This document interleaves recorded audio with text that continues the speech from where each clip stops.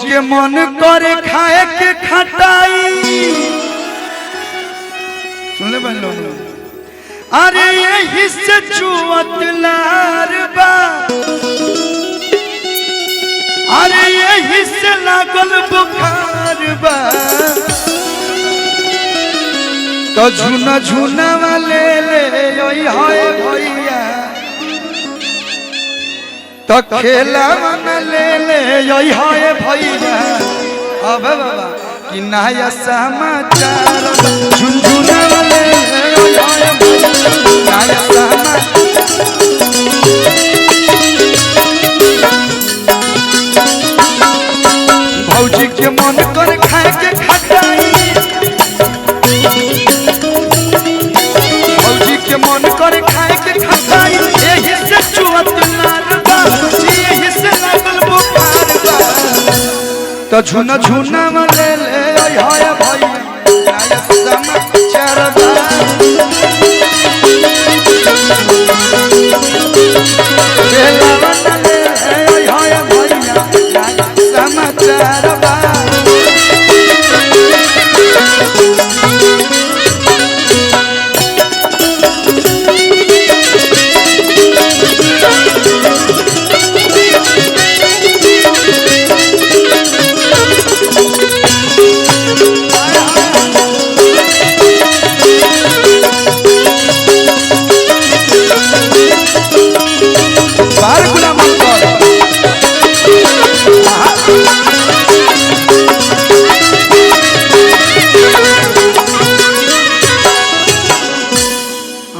कैसे आई शक्तिमान तो है ना कि तनी भैया बाबू धरा दो पैसा तो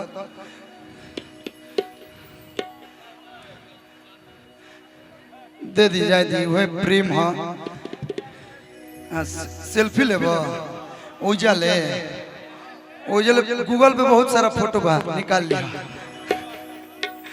अरे डॉक्टर साहब से और वो लोग बताओ चार जितना लोग उपस्थित बनी सब हमारे यूट्यूबर भाई लोग वालों कि आप लोग के आशीर्वाद से 26 मई के एगो हमारा बहुत अच्छा सिनेमा रिलीज होगा था जो ना सिनेमा के नाम है शादी मुबारक। आप लोग जाए लोग सिनेमा घर में देखी लोग फिल्म के प्यार और आशीर्वाद दी लोग। बहुत ही प्यारा फिल्म बा, बहुत ही सुंदर फिल्म बा। शिक्षा कितना जरूरी बा आज के समय में वो फिल्म में दर्शावल गई बा। बियाह शादी होला तो लोग ये कहले कि लड़का कितना पढ़ल है, लड़का का करेला। पहले खर खानदान के नाम पर बियाह हो जाते रहे, जमीनों पर बियाह हो जाए, लेकिन आज के समय में पढ़ाई कितना जरूरी बा। शादी मुबारक फिल्म में आप लोग देखे के मिली हमारे साथ अमरपाली दुबे जीवानी। बहुत ही प्यारा फिल्म बा, आप लोग जाए लोग और देखो लोग जरूर 26 मई की। कहे के बा कि डॉक्टर साहब से कहानी हकाल है भौजी के आवे ओ काई तो कहले हाँ घबराए के नोखा जल्दी भतीजा घर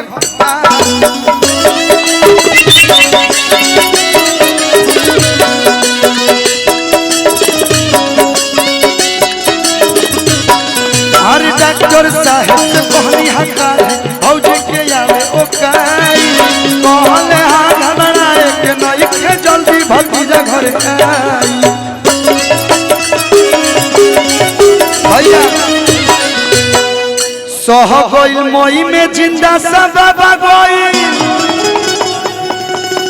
सह गइल मई में जिंदा सब गइल तो मिलल फल बरियार बा तो झुना झुना वाले आय हाय भाई नया समाचार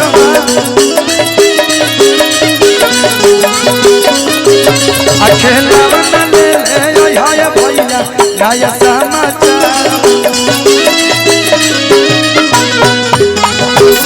झुना वाले आय हाय भैया नया समाचार।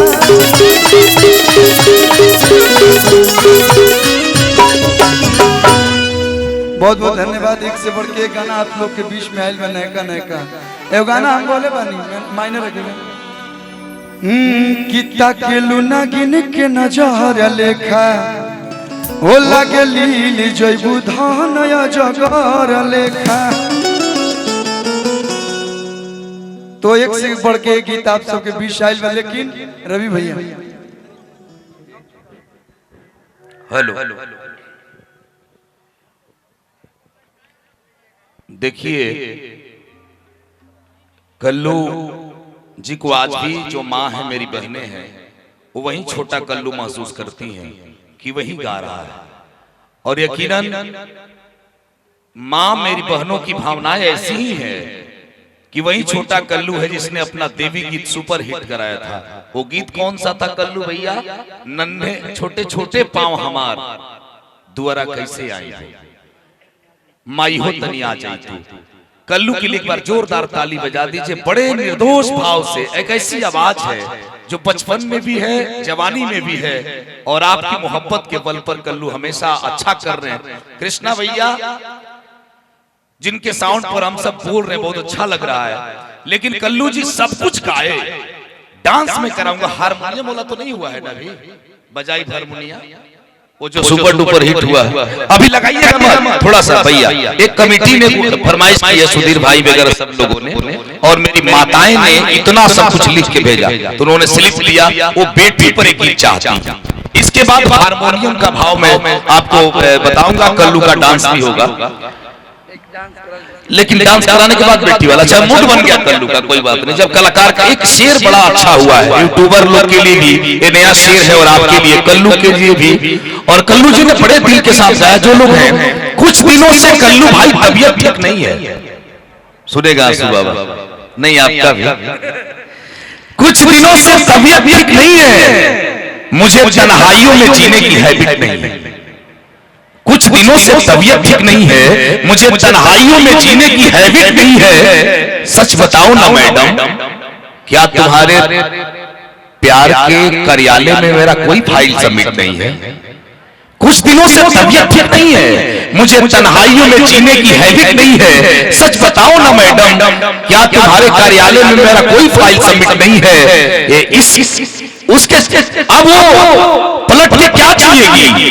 अब उसके चेहरे पर लाइट नहीं है। ये इश्क का वनवे है मैडम, यह इंटर तो है, एग्जिट नहीं है। ये जो इश्क का वनवे है उसमें कल्लू जी ने जो प्यार दिया है, जो सब कुछ फिल्मों के माध्यम से दिया, वो बहुत अच्छा है। लेकिन मैं चाहूंगा कि मूड बन गया जिस कलाकार का, उसका मूड कैसे बनना चाहिए। कल्लू के लिए ताली बजा दीजिए तो मोहब्बत का रंग दुगना हो जाएगा। मैं चाहता हूँ शर्ट वट खोल के नाचेंगे, खोल दीजिए।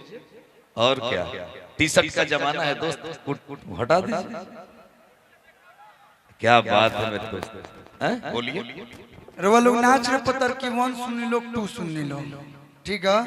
नाच रे पत्थर की 3 भोजपुरी में, और हम पहली बार लेके आओ तनी 31 तारीख के रिलीज हुई। आप लोगों करो के ढेर सारा प्यार यारा जिला से मिले के चाहिए, दोनों से ज्यादा प्यार मिले के चाहिए, मिले ना भैया? तो 31 तारीख रेडी रहो लोग। काल एगो और गाना आवता वेब से, नथिया करके बा, भुलाइल तार नथिया, ओकरो के जरूर सुन लो, बड़ी मजेदार गाना बा। और एगो डांस जब रविरंजन भैया बोल देले तो रवो लोग मन हो कि एगो डांस सुने तो हम गाना गाउने अपन स्टार्ट करी। ओके ना भैया?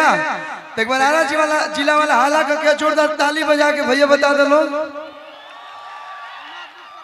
हाँ, इमादपुर सरपंच जी की तरफ से बहुत सारा प्यारा आशीर्वाद, मन से स्वागत अभिनंदन।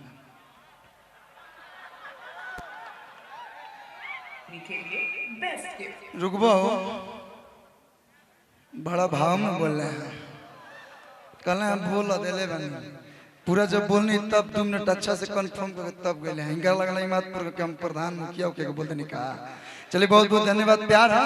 आओ भैया, लेकिन आप लोग की ताली बाजत रहे, देखिए क्यों नहीं करोगे लोग, भाई लोग हम भाई लोग हम हैं, आप हैं, तो एक बार जोरदार ताली बजा के झूम के आओ।